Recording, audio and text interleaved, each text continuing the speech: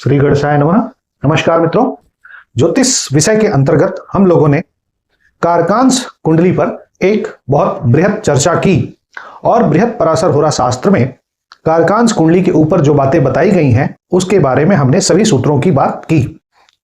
आज का यह वीडियो योग कार का अध्याय से लिया गया है और हम योग कारक अवस्थाओं को ज्ञात करेंगे। कुंडली में किस प्रकार से योग बनते हैं, विशेष रूप से राजयोग बनते हैं, उसका अध्ययन आज के वीडियो में होगा। तो योग के बारे में किस प्रकार से बृहद पराशर होरा शास्त्र में चर्चा की गई है और यह बृहद पराशर होरा शास्त्र के सूत्र को जो जान लेता है वह समझ लीजिए कि कुंडली देखने का एक प्रकार से मास्टर हो जाता है। तो आज का यह वीडियो एक प्रकार से मैं आपको मास्टर बनाने वाला भी बता रहा हूं।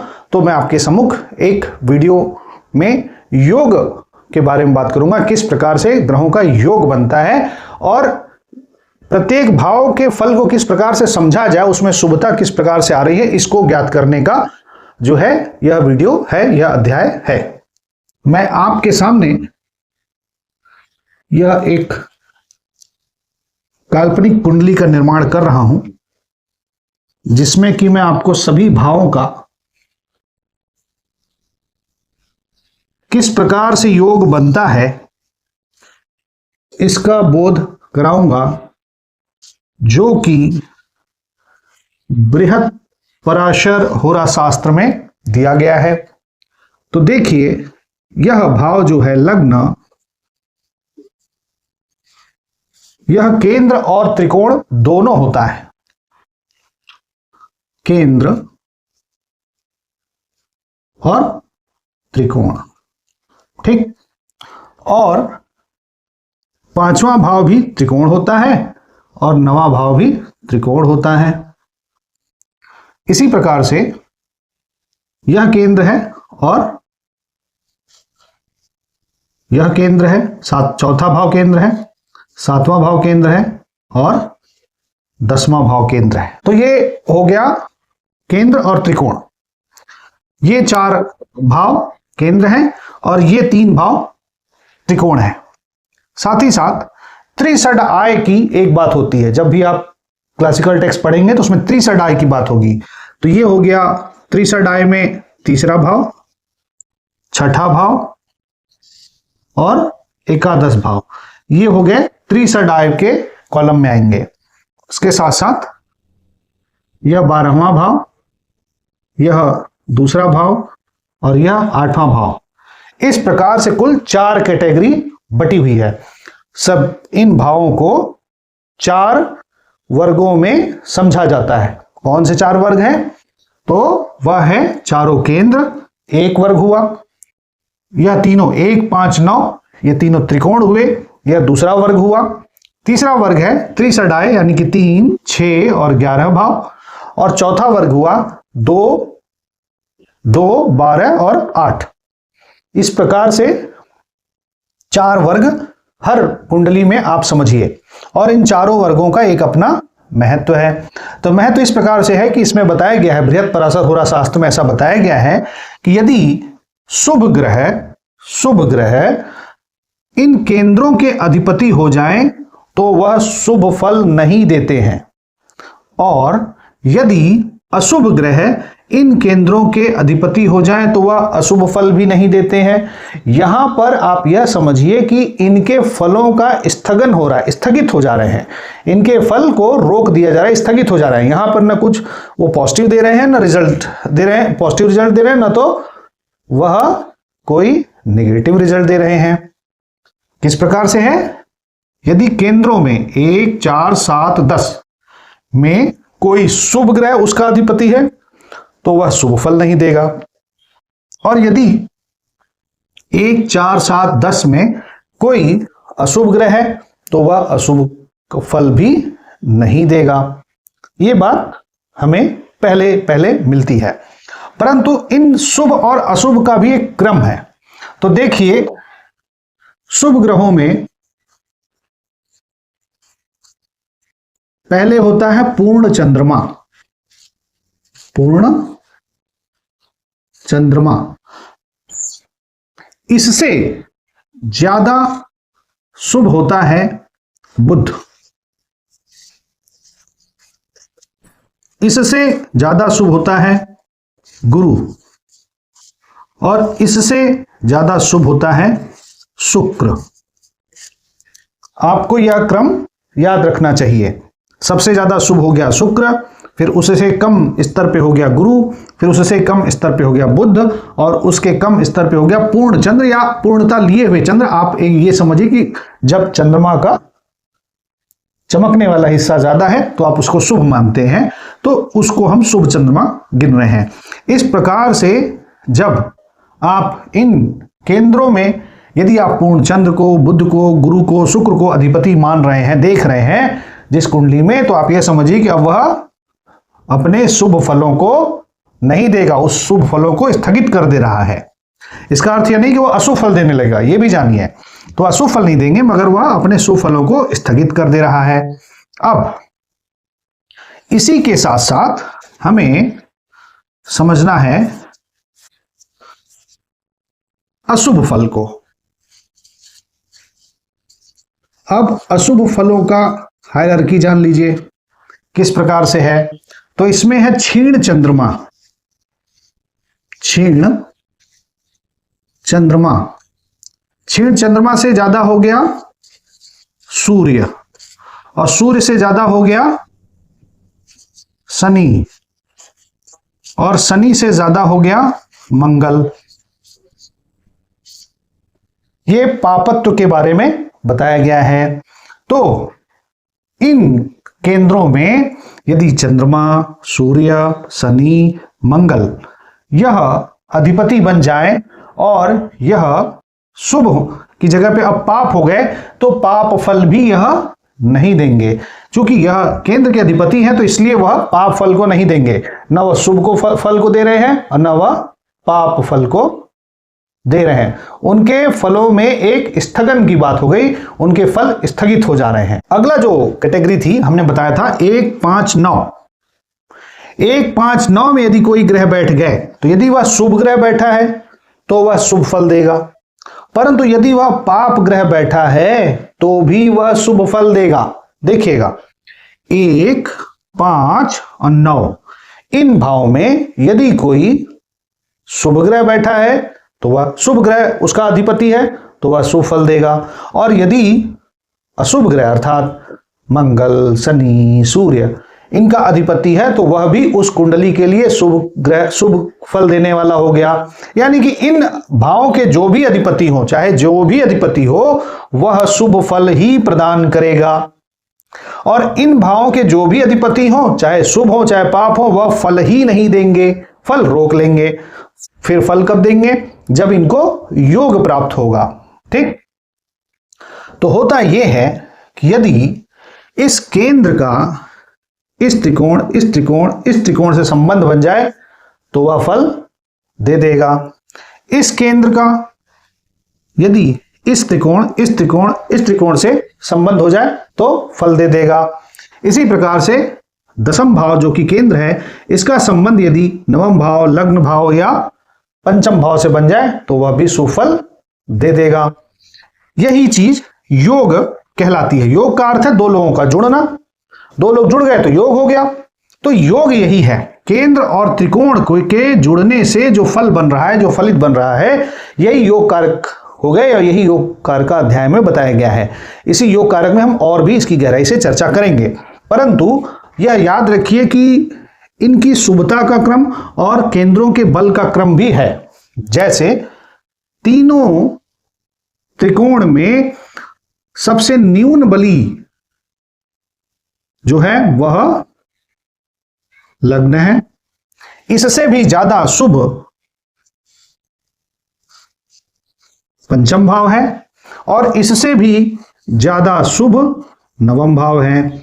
यानी कि कुंडली का सबसे शुभ भाव जो है वह नवम भाव है, उससे कम पंचम भाव है और उससे भी कम लग्न है। तो यह एक क्रम हुआ। इसी प्रकार से ये जो केंद्र है, इनके अंदर बल होते हैं। तो बल में जो है चौथा भाव सबसे न्यून बली है, उससे अत्यधिक बली सप्तम भाव है, और उससे भी अधिक बली ये दशम भाव है। 4, 7, 10 और केंद्र, चूंकि यह तो त्रिकोण केंद्र दोनों है, तो आप इसको भी इससे कमजोर समझ सकते हैं, परंतु बात जो कही गई वो 4 7 10 के क्रम में कही गई है, तो इसको केंद्र त्रिकोण दोनों समझते हैं, लग्न सबसे बली होती ही है। ठीक, तो फिलहाल 4 7 10 इन तीन को आप केंद्र समझिए, और इन केंद्रों में जो क्रम है वह 4 फिर 7 और फिर 10। 10 सबसे बड़ा बली है, यानी 10वां भाव केंद्रों में सबसे मजबूत बल प्राप्त करता है। इसके बाद पापत्व की बात आती है कि पाप ग्रहों जो पाप फल देते हैं तो वह देता है यानी कि तीसरे भाव का अधिपति को आप समझिए कि न्यून पाप देने वाला है, थोड़ा पाप फल देता है, थोड़ा परेशान करता है, तो 3, और इसको डबल निगेटिव मानिए। तो छठे भाव का अधिपति जो है थोड़ा और ज्यादा पाप प्रभाव दे रहा है, और सबसे ज्यादा पाप प्रभाव देने वाला जो ग्रह है जीवन में वह है आय भाव का। त्रिषड आय, त्रिषड और आय, त्रिषड आय में 3 वाला पाप फल दे रहा है, न्यून दे रहा है, और छठे भाव वाला मध्यम दे रहा है, और सबसे ज्यादा पाप फल यदि कोई देता है तो वह देता है एकादश भाव का अधिपति। तो आपको यह पता चला कि शुभ ग्रह, शुभ भाव हैं 1 5 9 और पाप भाव है 3 6 11। इसके साथ साथ जिस प्रकार से हमने केंद्र को देखा कि केंद्र में शक्ति बहुत है मगर वो उदासीन है, ठीक उसी प्रकार से 3 भाव और है जो उदासीन है। वो उदासीन भाव कौन से हैं? तो उदासीन भाव जो है न्यूट्रल जिसे आप कह सकते हैं, तो 12वां भाव, फिर ये डबल न्यूट्रल हो गया, और ये अष्टम भाव, ये ट्रिपल न्यूट्रल हो गया। ठीक, उदासीन, उदासीन और उदासीन, ऐसे समझना है। अब इन भावों के लिए कहा गया है जो 12 2 और 8, ये जो तीसरा वर्ग हमने ज्ञात किया, इन भावों के अधिपति, इन भावों के अधिपति कुंडली में जहां पर दूसरी भाव के स्वामी बने हुए हैं उसके हिसाब से फल देते हैं। उदाहरण स्वरूप यदि कोई ग्रह अष्टम का अधिपति हो और नवम का अधिपति हो तो वह नवम के हिसाब से फल दे देगा। यदि कोई ग्रह अष्टम का अधिपति हो और लग्न का अधिपति हो तो वह लग्न के हिसाब से फल दे देगा। यदि कोई ग्रह अष्टम का अधिपति हो और पंचम का अधिपति हो तो वह पंचम के हिसाब से फल दे देगा। यह क्रम हमें याद रखना चाहिए। तो हमने क्या क्या जाना कि 1 5 9 में कोई भी शुभ हो पाप हो वह शुभ देगा ही देगा। 1 4 7 10 में, अब 1 चूंकि त्रिकोण हो गया तो 4 7 10, 4 7 10 में कोई भी बैठा हो वह उदासीन हो गया। और उदासीनता का हमने क्रम बताया कि शुभ ग्रहों के क्रम में चंद्रमा, चंद्रमा से ज्यादा शुभ बुध, बुध से ज्यादा शुभ गुरु और गुरु से ज्यादा शुभ शुक्र था। और पाप ग्रहों के क्रम में हमने बताया कि क्षीण चंद्रमा, क्षीण चंद्रमा से ज्यादा सूर्य और सूर्य से ज्यादा शनि और शनि से भी ज्यादा मंगल था। अब यहां पर हमने केंद्र को जाना, इसी को केंद्र अधिपति दोष कहते हैं, केंद्र के मालिक होने का दोष। और हमने त्रिकोण को जाना, हमने त्रिषड आय को जाना कि भाई 3 6 और 11 में जो भी ग्रह बैठ गए अब वह इस कुंडली में पाप फल देने वाले हो गए। अब समझिए कि किसी भी व्यक्ति के लिए कोई ग्रह दूसरे भाव का अधिपति हो और तीसरे भाव का अधिपति हो तो वहां क्या होगा, यह दूसरे भाव का अधिपति बुरा फल देने वाला हो गया। यदि किसी की कुंडली में आपने देखा कि 12वें भाव का अधिपति और तीसरे भाव का अधिपति एक ही है तो फिर वह क्या हो गया, वह भी अशुभ फल देने वाला हो गया। यदि किसी की कुंडली में आपने देखा कि एकादश भाव का अधिपति और धन भाव का अधिपति एक ही है, एकादश भाव और धन भाव का अधिपति एक ही ग्रह है, तो वह ग्रह क्या हो गया, उस कुंडली के लिए अशुभ फल देने वाला हो गया, विशेष अशुभ फल देने वाला हो गया। तो इस प्रकार से हम लोगों ने जाना कितने योग होते हैं, 4 प्रकार के वर्ग हो गए। हमने क्या क्या जाना, 4 प्रकार के वर्ग जाना। एक हो गया केंद्र, एक हो गया त्रिकोण, एक हो गया त्रिषड आय और एक हो गया 12 2 और 8। ये 4 वर्ग हुए। अब इन चारों वर्गों में प्रत्येक ग्रह के 2-2 राशियां होती हैं, परंतु सूर्य और चंद्रमा की तो एक ही राशि होती है। इस प्रकार से यह भी बता देना चाहता हूं कि यदि सूर्य और चंद्रमा 8वें के अधिपति हो जाए तो उनको अष्टम का दोष नहीं लगता, यानी कि वह अशुभ फल नहीं करते हैं। यदि वह अष्टम में अशुभ फल नहीं कर रहे हैं तो क्या वो यहां करेंगे? वो यहां भी नहीं करेंगे। इसलिए चंद्रमा और सूर्य यदि यहां यानी कि 2, 8, 12 में बैठे हो, जो कि न्यूट्रल स्थान था, उदासीन स्थान था, यदि यहां पर सूर्य और चंद्रमा बैठे हो तो यह अशुभ फल नहीं देते हैं। दूसरे ग्रह अशुभ देंगे वो उनकी दूसरी राशि बताएगी, परंतु सूर्य चंद्रमा अशुभ फल नहीं देंगे। क्यों? क्योंकि वो नेचुरली एसेंडेंट के लॉर्ड होते हैं, प्राकृतिक रूप से वो आत्मा के कारक हैं, मन के कारक हैं, तो वहां से उनको बल मिल जाता है।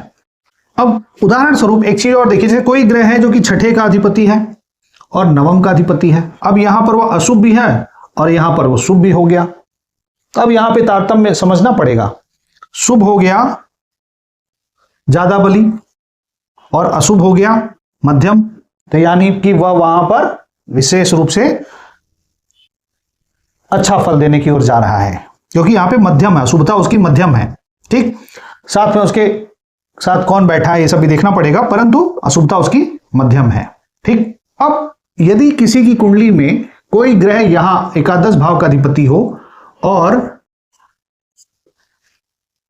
चौथे भाव का भी अधिपति हो, यह स्थिति बनेगी आपको जब कर्क लग्न होगा। तो इस स्थिति में शुक्र अधिपति हो गया यहां का और यहां का, यानी कि वह अशुभ ग्रह ही है। क्यों? क्योंकि वह केंद्र से हमें डिसाइड नहीं करना है, हमें डिसाइड करना उसकी दूसरी राशि से यानी कि शुक्र जो है कर्क राशि वालों के लिए, शुक्र जो है वह एकादश भाव का अधिपति भी हुआ और चौथे भाव का अधिपति भी हुआ, तो वह अशुभ कारक है। अब अशुभता के सेंस क्या है, यह बहुत बड़ी बात है, इस पर बहुत बड़ी चर्चा होगी। इसके साथ साथ राहु की भी बात की गई है। यदि राहु या केतु केंद्र और त्रिकोण में अकेले बैठे हों तो वह शुभ फल देंगे। यदि इनके अधिपतियों के साथ बैठे हों तो वह शुभ फल देंगे। यदि इन केंद्र और त्रिकोण के अधिपतियों की दृष्टि में है या उनकी युति में है तो भी वह शुभ फल देंगे, परंतु उसके अतिरिक्त इधर उधर है तब फिर वह अशुभ फल दे देंगे। उनके लिए यह विशेष बात है। तो राहु केतु जिसके साथ बैठेंगे उसका स्वरूप प्राप्त करेंगे, और यदि वह अकेले बैठे हैं केंद्र या त्रिकोण में तो वह सामान्यतः शुभ फल देंगे। और शुभ फल देने के साथ साथ यदि वह केंद्र या त्रिकोण के अधिपतियों के साथ बैठे हैं तो विशेष शुभ फल देने वाले हो गए। तो ये हमने राहु केतु की भी बात की। अब इसमें क्या होता है कि प्रत्येक लग्न के लिए ये सारी स्थिति ज्ञात की जाती है। तो मैं अगले वीडियो में प्रत्येक लग्न के लिए कौन शुभ ग्रह है, कौन अशुभ ग्रह है, कौन कितना शुभ है और कितना अशुभ है, इसकी बात नरेट कर दूंगा। परंतु आज के वीडियो के लिए बोर्ड की आवश्यकता थी, इसलिए मैंने बोर्ड पर यह बात समझाई है। इसी बात को मैं थ्योरेटिकल वे में आगे के वीडियो में बता दूंगा। मैं आशा करता हूं कि मेरा यह बताई हुई बात आपको पसंद आई होगी। आगे मैं 12 लग्नों के लिए कौन ग्रह विशेष शुभ कारक है, कौन ग्रह विशेष योग कारक है, यह सब बात बताऊंगा। जैसे उदाहरण स्वरूप कर्क लगन वाले के लिए ही यहां पे अगर कर्क राशि यहां पे 4 लिखा हुआ है तो उसके लिए मंगल योग कारक हो जाता है। यहां पे आ जाती है दशम भाव में मेष राशि और पंचम भाव में वृश्चिक राशि। तो ऐसे व्यक्ति के लिए मंगल जो है विशेष योग कारक ग्रह हो गया। वो खाली किसी भी केंद्र में अकेला भी बैठा रहेगा तो वह योग कारक हो गया, परंतु उसके लिए बैठने की कंडीशन है कि वो अच्छे भाव में बैठे, यानी कि किसी भी केंद्र में या किसी भी त्रिकोण में बैठ जाए तो वह उस व्यक्ति के लिए योग कारक हो जाता है। इसी प्रकार से ढेरों योग होते हैं। अब योग कारक का अर्थ यह है कि विशेष योग कारक का अर्थ है कि व्यक्ति विख्यात होगा, राजा होगा, प्रसन्न रहेगा, सुखी रहेगा, उसको हर प्रकार के सुख मिलेंगे और बड़ा ही कुशल व्यक्ति होगा और उसे जीवन में सफलता मिलेगी। बस इस प्रकार से इसको समझा जाना चाहिए। तो मैं आशा करता हूं कि आपको मेरा यह प्रयास पसंद आया होगा। कृपया मेरे वीडियो को लाइक करें, शेयर करें, सब्सक्राइब करें। आपने इस वीडियो को देखा, बहुत बहुत धन्यवाद। नमस्कार।